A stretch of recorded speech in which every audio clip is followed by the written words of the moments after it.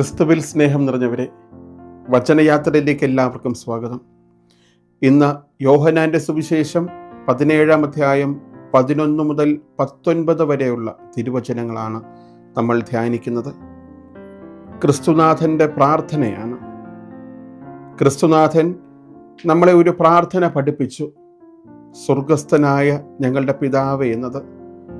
ആ പ്രാർത്ഥന ഇന്നത്തെ സുവിശേഷവുമായി ഒന്ന് താരതമ്യപ്പെടുത്തുമ്പോൾ ക്രിസ്തുനാഥൻ എന്തെല്ലാം പ്രാർത്ഥിച്ചുവോ അതേ പ്രാർത്ഥനയാണ് നമ്മെ പഠിപ്പിച്ചതെന്ന് നമുക്ക് മനസ്സിലാകും. അവൻ്റെ പ്രാർത്ഥന തന്നെ സ്വർഗത്തിലേക്ക് കണ്ണുകളുയർത്തിക്കൊണ്ടായിരുന്നു, പിതാവിങ്കിലേക്ക് നോക്കിക്കൊണ്ടുള്ള പ്രാർത്ഥന. കുറ്റബോധത്താൽ നിന്റെ തല താഴ്ന്നു പോകരുതെന്നും നിരാശ കൊണ്ട് ഒരിക്കലും നീ തളർന്നു പോകരുതെന്നും എന്നും പ്രത്യാശയോടുകൂടെ സ്വർഗത്തിലെ പിതാവിനെ നീ നോക്കണമെന്നുള്ള ഓർമ്മപ്പെടുത്തലോടുകൂടെ സ്വർഗസ്ഥനായ ഞങ്ങളുടെ പിതാവ് എന്ന പ്രാർത്ഥന എപ്രകാരം അവൻ പഠിപ്പിച്ചുവോ അതവൻ്റെ ഭാവത്തിൽ തന്നെ, പ്രാർത്ഥന രൂപത്തിൽ തന്നെ അവൻ നിലനിർത്തി. ഏറ്റവും പരിശുദ്ധനായ പിതാവേ എന്ന് പറഞ്ഞുകൊണ്ടുള്ള ഏറ്റവും അത്യുത്തമായ ഉന്നതത്തിലുള്ള പ്രാർത്ഥന, എനിക്ക് നൽകിയ അവിടുത്തെ നാമത്തിൽ അവരെ അങ്ങ് കാത്തുകൊള്ളണമേ എന്നുള്ള ഏറ്റവും വലിയ അനുഭവത്തിൻ്റെ, സ്നേഹത്തിൻ്റെ ഒരു അടയാളം. അങ്ങനെ തൻ്റെ പ്രിയ മക്കളെ, ദൈവം ഭരമേൽപ്പിച്ചവരെ സംരക്ഷിക്കണമേ എന്നുള്ള കർത്താവിൻ്റെ അതിയായ ആഗ്രഹം. അങ്ങനെ അവിടുത്തെ നാമത്തിൽ ഞാൻ അവരെ സംരക്ഷിച്ചുവെന്നാണ്. അങ്ങയുടെ നാമം പൂജിതമാകണമേ എന്നുള്ള ക്രിസ്തുവിൻ്റെ വിശുദ്ധീകരണത്തിൻ്റെ അടയാളമായ പ്രാർത്ഥന. ആരെയും ഞാൻ നഷ്ടപ്പെടുത്തിയിട്ടില്ല എന്നുള്ളൊരു ചിന്ത കൂടെയുണ്ട്. നല്ലിടയൻ്റെ രൂപമാണ് അവിടെ നമ്മൾ കാണുക. നഷ്ടപ്പെട്ടു പോയതിനെ കയ്യിൽ വഹിച്ചുകൊണ്ട് വരുന്ന യേശുനാഥൻ എല്ലാം ദൈവത്തിങ്കിലേക്ക് നൽകുന്നു.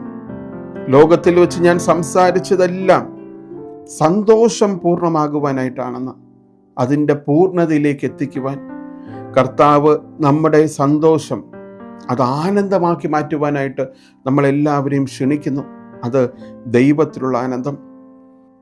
എന്നാൽ ദൈവത്തിൽ ആനന്ദം കണ്ടെത്തുന്നവർക്ക് ഭൂമിയിൽ അത് ലഭിക്കില്ല.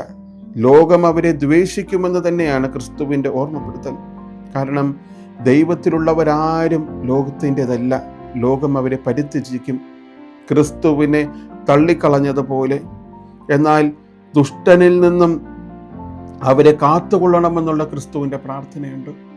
തിന്മയിൽ നിന്നും ഞങ്ങളെ രക്ഷിക്കണമേ എന്ന് ക്രിസ്തുനാഥൻ പഠിപ്പിച്ചതിൻ്റെ അതേ ഓർമ്മപ്പെടുത്തൽ. വീണ്ടും സത്യത്താൽ അവരെ വിശുദ്ധീകരിക്കണമേ എന്ന്, ഞാനാകുന്നു വഴിയും സത്യവും ജീവനും എന്ന് യേശുനാഥൻ പഠിപ്പിക്കുമ്പോൾ ക്രിസ്തുവിലുള്ള ഒരു വിശുദ്ധീകരണം, ഒരു നവീകരണം, ഒരു പുതുജീവിതം ക്രിസ്തുനാഥൻ നമുക്കെല്ലാവർക്കും പ്രദാനം ചെയ്യുന്നത് അവൻ്റെ പ്രാർത്ഥന വഴിയാണ്.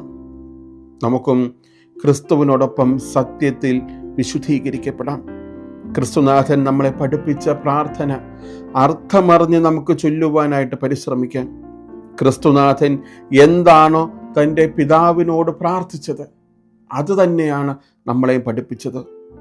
അത് ക്രിസ്തുനാഥൻ നമ്മെ പഠിപ്പിച്ച പ്രാർത്ഥനയെക്കാളും ക്രിസ്തുനാഥൻ പ്രാർത്ഥിച്ച പ്രാർത്ഥന നമ്മെ പഠിപ്പിച്ചു എന്നതാണ് നമ്മൾ മാറി ചിന്തിക്കേണ്ടതും.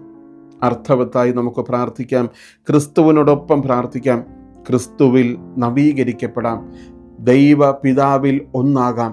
അങ്ങനെ പുതുജീവിതം നമുക്ക് ദൈവജനത്തിന് സ്വീകാര്യമാക്കാം, സ്വന്തമാക്കാം.